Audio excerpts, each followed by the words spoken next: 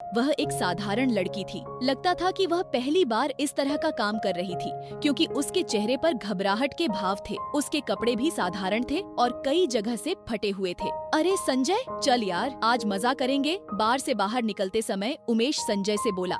दिनेश भी उनके साथ था। संजय ने कहा, मैंने पहले ही बहुत ज्यादा शराब पी ली है और अब मैं इस हालत में नहीं हूँ कि कहीं जा सकूं। उमेश और दिनेश ने संजय की बात नहीं सुनी और उसे पकड़कर जबरदस्ती कार में बिठाया और एक होटल में जा पहुँचे। वहाँ पहुँचकर उमेश और दिनेश ने एक कमरा ले लिया। उन दोनों ने पहले ही फोन पर इंतजाम कर लिया था, तो होटल का एक मुलाजिम उनके कमरे में एक लड़की को लाया। उमेश ने उस मुलाजिम को पैसे दिए। वह लड़की को वहीं छोड़कर चला गया। वह एक साधारण लड़की थी। लगता था कि वह पहली बार इस तरह का काम कर रही थी, क्योंकि उसके चेहरे पर घबराहट के भाव थे। उसके कपड़े भी साधारण थे और कई जगह से फटे हुए थे। संजय उस लड़की के चेहरे को एकटक देख रहा था। उसे उसमें मासूमियत और घबराहट के मिले जुले भाव नजर आ रहे थे, जबकि उमेश और दिनेश उसको केवल हवस की नजर से देखे जा रहे थे। तभी उमेश लड़खड़ाता हुआ उठा और उसने दिनेश व संजय को बाहर जाने के लिए कहा। वे दोनों बाहर आ गए। अब कमरे में केवल वह लड़की और उमेश थे। उमेश ने अंदर से कमरा बंद कर लिया। संजय को यह सब बिल्कुल भी अच्छा नहीं लग रहा था, लेकिन उमेश और दिनेश ने इतनी ज्यादा शराब पी ली थी कि उन्हें होश ही न था कि वे क्या कर रहे हैं। काफी देर हो गई तो संजय ने दिनेश को कमरे में जाकर देखने को कहा। दिनेश शराब के नशे में चूर था। लड़खड़ाता हुआ कमरे के दरवाजे पर पहुंचकर उसे खटखटाने लगा। काफी देर बाद लड़की ने दरवाजा खोला। उस लड़की ने दिनेश से कहा कि उसका दोस्त सो गया है, उसे उठा लो। नशे की हालत में चूर दिनेश उस लड़की की बात सुनने के बजाय पकड़कर उसे अंदर ले गया और दरवाजा बंद कर लिया। संजय दूर बरामदे में बैठा यह सब देख रहा था। दिनेश को भी कमरे में गए काफी देर हो गई तो संजय ने दरवाजा खड़काया। इस बार भी उसी लड़की ने दरवाजा खोला। वह अब परेशान दिख रही थी। उसने संजय की तरफ देखा और कहा, बाबू, ये लोग कुछ कर भी नहीं रहे और मेरा पैसा भी नहीं दे रहे हैं। मुझे पैसे की जरूरत है और जल्दी घर भी जाना है। कहते हुए उस लड़की का गला बैठ सा गया। संजय ने लड़की को अंदर चलने को कहा और थोड़ी देर में उसे उसी होटल के दूसरे कमरे में ले गया। उसने जाते हुए देखा कि उमेश और दिनेश शराब में चूर बिस्तर पर पड़े थे। संजय ने दूसरे कमरे में उस लड़की को बैठने को कहा। लड़की घबराते हुए बैठ गई। वह थोड़ा जल्दी में लग रही थी। संजय ने उसे पास रखा पानी पीने को दिया, जिसे वह एक सांस में ही पी गई। पानी पीने के बाद वह लड़की खड़ी हुई और संजय से बोली, बाबू, अब जो करना है जल्दी करो, मुझे पैसे लेकर जल्दी घर पहुंचना है। संजय को उसकी मासूम बातों पर हंसी आ रही थी। उसने उसे पैसे दे दिए तो उसने पैसे रख लिए और संजय को पकड़कर बिस्तर पर ले गई और अपने कपड़े उतारने लगी।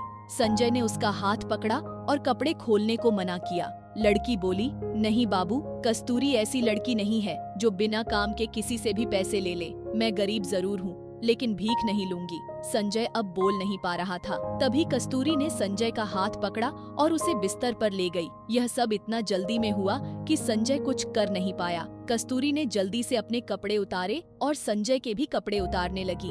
अब कस्तूरी संजय के इतने नजदीक थी कि उसके मासूम चेहरे को वह बड़े प्यार से देख रहा था। वह कस्तूरी की किसी बात का विरोध नहीं कर पा रहा था। उसके मासूम हाव भाव व चेहरे से संजय की नजर हटती।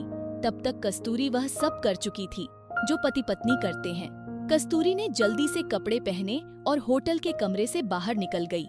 संजय अभी भी कस्तूरी के ख्यालों में खोया हुआ था। समय बीतता गया। एक दिन संजय बाजार में सामान खरीद रहा था। उसने देखा कि कस्तूरी भी उसके पास की ही एक दुकान से सामान खरीद रही थी। संजय उसको देखकर खुश हुआ। उसने कस्तूरी को आवाज दी तो कस्तूरी ने मुड़कर देखा और फिर दुकानदार से सामान लेने में जुट गई। संजय उसके पास पहुंचा। कस्तूरी ने संजय की तरफ कोई ध्यान नहीं दिया। कस्तूरी ने सामान खरीदा और दुकान से बाहर निकल गई। संजय उसे पीछे से आवाज देता रहा, लेकिन उसने अनसुना कर दिया। कुछ दिन बाद संजय को कस्तूरी फिर दिखाई दी। उस दिन संजय ने कस्तूरी का हाथ पकड़ा और उसे भीड़ से दूर खींचकर ले गया और उससे उसकी पिछली बार की हरकत के बारे में पूछना चाहा तो संजय के पैरों की जमीन खिसक गई। उसने देखा कस्तूरी का चेहरा पीला पड़ चुका था और वह बहुत कमजोर हो गई थी। उसने अपनी फटी चुनरी से अपना पेट छिपा रखा था, जो कुछ बाहर दिख रहा था। कस्तूरी वहाँ से जाने के लिए संजय से जोर आजमाइश कर रही थी।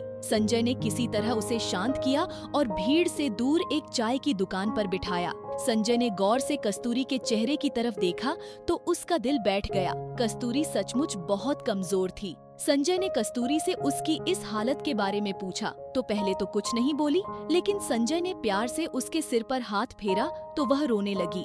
लेकिन संजय के दिमाग से कस्तूरी निकल नहीं पा रही थी। संजय कुछ समझ नहीं पा रहा था। कस्तूरी ने अपने आंसू पोंछे और बोली, बाबू, मेरी यह हालत उसी दिन से है जिस दिन आप और आपके दोस्त मुझे होटल में मिले थे। संजय ने उसकी तरफ सवालिया नजरों से देखा तो वह फिर बोली, बाबू, मैं कोई धंधे वाली नहीं हूँ। मैं उस गंदे नाले के पास वाली कच्ची झोपड़पट्टी में रहती हूँ। उस दिन पुलिस मेरे भाई को पकड़कर ले गई थी क्योंकि वह गली में चरस गांजा बेच रहा था। उसे जमानत पर छुड़ाना था और मेरे माँ बाप के पास पैसा नहीं था। अब मुझे ही कुछ करना था। मैंने अपने पड़ोस में सबसे पैसा मांगा लेकिन किसी ने नहीं दिया। थक हार कर मैं बैठ गई तो मेरी एक मौसी बोली कि इस बेरहम जमाने में कोई मुफ्त में पैसा नहीं देता। मौसी की यह बात मेरी समझ में आई और मैं आपके दोस्तों तक पहुंच गई।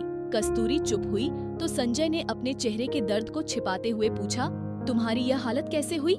कस्तूरी ने कहा, बाबू, यह जानकर आप क्या करोगे? ये तो मेरी किस्मत है। संजय ने फिर जोर दिया तो कस्तूरी बोली, बाबू, उस दिन आपके दिए गए पैसे से मैं अपने भाई को हवालात से छुड़ा लाई तो भाई ने पूछा कि पैसे कहाँ से आए। मैंने झूठ बोल दिया कि किसी से उधार लिए हैं।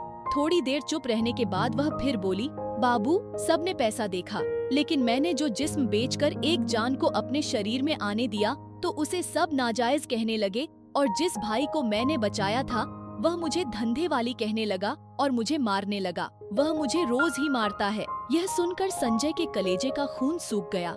इस सब के लिए वह खुद को भी कसूरवार मानने लगा। उसकी आंखों में भी आंसू छलक आए थे। कस्तूरी ने यह देखा तो वह बोली, बाबू, इसमें आपका कोई कसूर नहीं है। अगर मैं उस रात आपको जिस्म नहीं बेचती तो किसी और को बेचती।